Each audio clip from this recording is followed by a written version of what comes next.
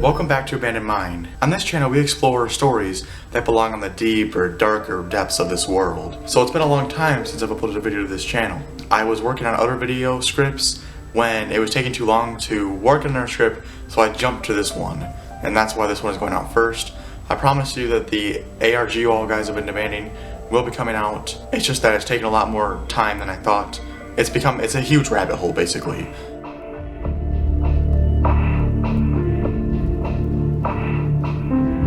The person I'm going to tell you about lived a very sad life and orchestrated some very horrific crimes. Even words can't describe the damage done by this person and their followers. The purpose of this video is to explain all the details of this person and to give you a better understanding of who they were and what they did. This person is Charles Manson. Charles Manson was born on November 12, 1934. His mother, Kathleen Manson, was only 16 at the time. His father might have been Colonel Walker, since Kathleen filed a paternity suit against him. A paternity suit is basically a test to see if the man in question is the father of a child. If he is, then he has to support the child financially through child support. Since Kathleen filed a paternity suit against him, it's most likely possible that he's the father. His mother was an alcoholic and made most of her money through prostitution. It's also important to note that Manson may have not ever known his father. At the young age of 5, both Manson's mother and his uncle Luther got 5 and 10 years in prison for assault and robbery. After the arrest, Manson went to live with his aunt and uncle in McKean, West Virginia, pardon my pronunciation of the city. In 1942, Manson's mother got released, and he went back to living with her, where they moved from state to state. If you ask me, his mother was not a good influence. I don't think it was mentally healthy for him to live with her at all. At the age of 9, Manson set his school on fire. Now I don't think it burned to the ground, but it probably was a small fire, and a fire is a fire. After getting in trouble for theft and missing so many school days, he was sent to Gilbert School for Boys, which worked with delinquent kids. Manson escaped the school and slept under bridges until eventually going back home to his mother. Eventually, his mother returned him to Gilbert School. After about 10 months of being in the school, he escaped again to Indianapolis. This is where he robbed a grocery store to eat. But while robbing, he found a cigar box with about $100 in it. He bought food and rented a room in Skid Row. With a place to stay, Manson got a job delivering papers for Western Union and started to steer himself to the right path. However, not long after working there, he started stealing and got caught in 1949 at the age of 15. Luckily for him, the judge was nice and only sent him to Boys Town Juvenile Facility in Omaha, Nebraska. Over the next few years, he was in and out of many institutions for various other offenses. In January of 1955, Manson married Rosalie Willis. 3 months later, Manson and his then pregnant wife stole a car in Ohio to go to Los Angeles. He was charged with a federal crime for driving it across state lines. While Manson was in prison, his wife gave birth to their child, Charles Manson Jr. At first, his wife would visit him, but eventually she found another man and stopped visiting him. For the next 10 or so years, he was caught doing various illegal acts, such as cashing forged checks, violating the Mann Act for taking 2 women to Mexico for prostitution. The Mann Act, if you're wondering, is also known as the White Slave Traffic Act, which protects women from getting trafficked by turning sex trafficking into a felony offense. However, since one of the women, Leona, married Charles along with pleading to let him go, they didn't make her testify against him, and the Mann Act charge was dropped. But the federal charge for cashing a forged check was upheld. He was in prison until 1967 when he was released. It was after this release that the famous Manson cult would be formed. Before we get into the details of the cult, I just want to say that when I first had the idea for this video, I did not think that he really did anything illegal before the establishment of the cult. Now I understand that he had a rough childhood and was basically a career criminal before he even formed the cult. When Charles was released, he went to San Francisco and moved to an apartment with a friend from prison. Manson used a steel guitar that he learned to play in prison to beg for money on the streets. It was during his frequent begging that he met Mary Bruner, who would become the first Manson cult member. Eventually the cult grew to about 18 followers. He told them that they were the reincarnation of the original Christians. He told them that he was Christ. Around August of that year, Manson took about 8 cult members with him on a hippie bus, where they traveled across country. In '68, Mary Bruner gave birth to their first child, who they called Valentine Michael. It was also this year that Charles found the Span Ranch, which was located in Los Angeles, California. It was used as a set for movies, but it wasn't well kept and it was falling apart.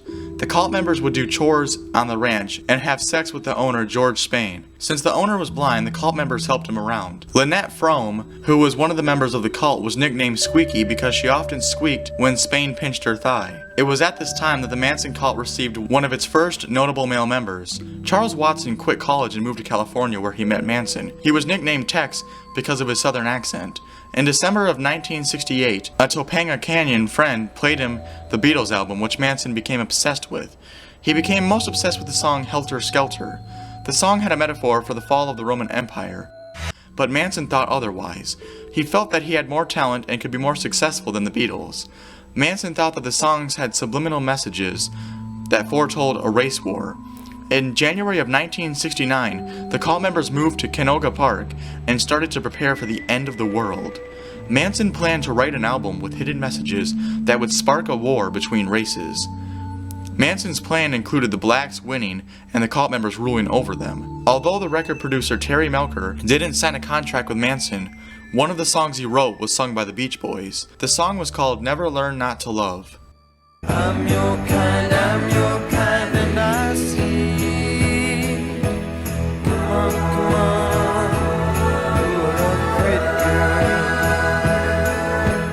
My life is yours. If you notice, on the song Learn Not to Love, Charles Manson is not the only guy listed as a producer. As a matter of fact, he didn't even want to be credited. He just said that $100,000 on a BSA motorcycle was fine. And that's actually what he actually got. He gave the motorcycle to a friend of his. The other producer listed is Dennis Wilson. Dennis Wilson was the one that worked on the song to give it to the Beach Boys. Charles Manson wrote the song for the Beach Boys, and Dennis Wilson did not think that the song fit the Beach Boys' vocals that much, so he changed a bit of the lyrics and added a few bridges to the song, and changed the name of the song from Cease to Exist to Never Learn Not to Love. Well, Charles Manson got very mad about this, and even brought a bullet with him to show Dennis Wilson. When Dennis Wilson asked what the bullet was for, Charles Manson said, "Just look at this and be glad that your kids are still safe." After this threat, Dennis Wilson ended their friendship, basically afraid of what this sporadic behavior might mean for the future.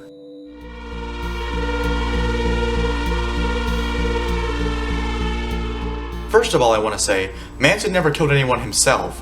He more so was the headmaster who directed cult members to kill for him. The industry's rejection of Manson angered him, and on May 18, 1969, Manson sent Tex to scam Crow into giving him money. Crow threatened to kill everyone at Span Ranch, but on July 1st of 1969, the cult members responded by shooting Crow. Gary Hinman allowed some of the cult members to stay at his house in the past, meaning he was very well known within the cult.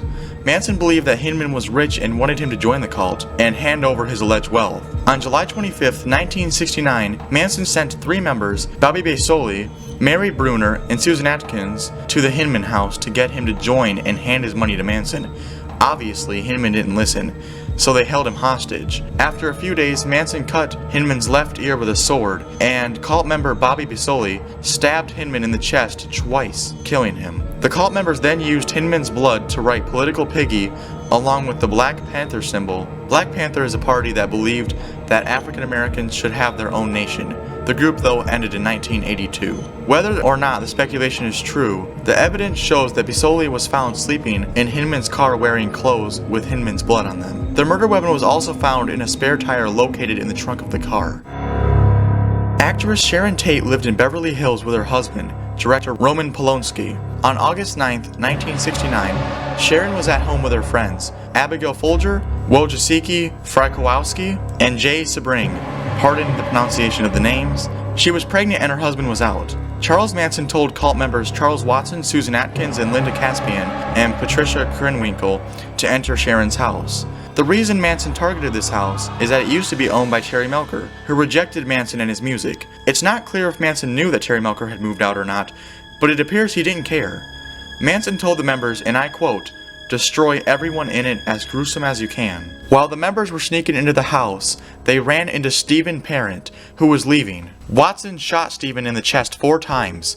Some of Sharon's neighbors claimed to have heard gunshots that night, but weren't sure enough to alert authorities. The members entered the house and tied Sharon and Jay together at the necks. Wojcik was bound with a towel but escaped. Susan found that he had escaped and they got into a fight in which Wojcik was stabbed in the legs countless times.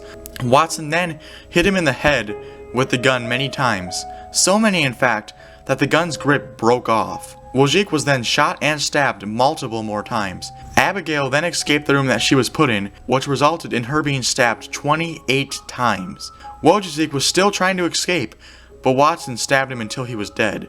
Wojcik was stabbed a total of 51 times. After watching all of her friends horrifically die, Sharon begged for her life, but was stabbed 16 times. Sadly, her unborn child did not survive. When screams were heard coming from the house, the security guard alerted the police. Now I'm going to assume that this so-called security guard guarded the whole neighborhood, because if they were specifically hired to guard this house, then they should have prevented this whole thing from happening. And obviously they should be fired, because they didn't do their job properly. But if they were for the whole neighborhood, then it makes sense. The following morning at 8, the housekeeper found the gruesomely murdered bodies. On August 10th, just one day after the Sharon Tate murder, Manson and 6 other cult members, Leslie Van Houten, Steve Grogan, Susan Atkins, Linda Caspian, Patricia Krenwinkel, and Charles Watson, drove around looking for their next victim. They chose the La Bianca home because they had attended the party a year before. Now, I'm not sure if this is true, as I couldn't find it, but on a documentary I watched a few months ago, it said that when Manson was at a party, he played some of his music. People weren't as impressed as Manson thought they would be, which made him mad. Still doesn't give you a right to order a hit, but this is Manson we're talking about, he's not sane. Manson and Watson tied up LaBianca and his wife with a lamp cord and pillowcases over their heads. Manson told the couple that they would be safe and that they were only being robbed. However, a few moments later, Van Houten and Krenwinkel entered the house tasked by Manson on killing the couple. Watson stabbed Leno many times. Rosemary swung the lamp that was attached to the cord around her neck. Van Houten and Krenwinkel called for Watson's help. Watson then stabbed Rosemary multiple times. Watson then let Van Houten stab Rosemary. Rosemary was stabbed a total of 41 times. Watson then went back to the living room where he went back to stabbing Leno. Krenwinkel carved the word war into Leno's stomach and left the fork in his skin. Watson left the knife in Leno's throat. Leno was stabbed a total of 26 times. On the living room walls in Leno's blood were the words "Death to Pigs" and "Rise." Helter Skelter was also smeared on the fridge. Frank Struthers returned from a camping trip and saw that something was up, so he called his sister, who came with her boyfriend, Joe Dorgan. Frank and Joe entered the house and found the gruesome scene. They then immediately called the LA police. In the beginning, the police weren't sure if the murders were connected. William Garrison, the housemaid, was arrested since he was found on the scene, but the police let him go after he passed a polygraph test. Since these murders took place in different cities with different police departments, it was hard to connect them since the police weren't really good at communicating with each other. It was when the Manson family was caught burning machinery belonging to the Death Valley National Monument that the police raided their ranch. The police found many stolen cars and arrested many of the cult members. When detectives found that Lutzinger was in a relationship with Basoli, detectives questioned her. She told them that Atkin was involved in the Hinman murder. She probably told them because her boyfriend Basoli was arrested for it. She admitted to being involved in the Hinman murder and shared details of the Tate murder. The information helped detectives further connect the Manson cult to the murders. Many of the murder weapons, such as a gun with a broken handle, were found in the ranch. Many arrests were made. Manson was already in custody for other unrelated crimes. While being interrogated, Manson said that his plan was to prepare for the coming of Helter Skelter. Manson believed that there was a racial war coming. During the war, he and his followers would hide in a cave in Death Valley until it was over. In order to start this war, Manson's plan was to kill white people and put their belongings in black communities, hoping the black people would be blamed for the killings, starting a war. In the beginning of the trial, Manson wanted to represent himself, but after many rules were broken, the court didn't let him represent himself. Manson carved an X on his forehead to protest the court's decision. During the trial, Charles was aggrieved and crazy. At one point, Manson disagreed with something the judge said and threatened to cut his head off. After a week, the jury came to a verdict. Guilty on all counts for all defendants, and the jury wanted death penalty for all of the defendants. But in 1972, the death penalty verdict was changed to life in prison. Manson was imprisoned in California Corcoran State Prison, where he was denied parole a total of 12 times. After suffering gastrointestinal bleeding, on November 15, 2017, Manson was taken to the hospital where he died of cardiac arrest from respiratory failure and colon cancer. He was 83 years old. Overall, this is a pretty sad story. Many people lost their lives because of a crazy man. It's clear that Manson's tragic childhood had an effect on his latter life. However, it doesn't mean that 9 people have to be brutally murdered. Hopefully this video cleared up any disputes you had on Charles Manson or the cult. Okay, so if you have any more video ideas for me, go ahead and comment them down in the comments below. That's all I have for now, and we'll see. I usually post about 1 video a month, but that ARG that I was working on before this video took so much time that I had to take a break off of it and work on something else, because honestly, that ARG is so deep. It's such a rabbit hole. Be on the lookout, but it'll take a bit more time before that video script is done, because I still have more digging to do. But I hope you liked the video, and if you enjoy the channel and you want to see more, go ahead and subscribe. That's all I have for you.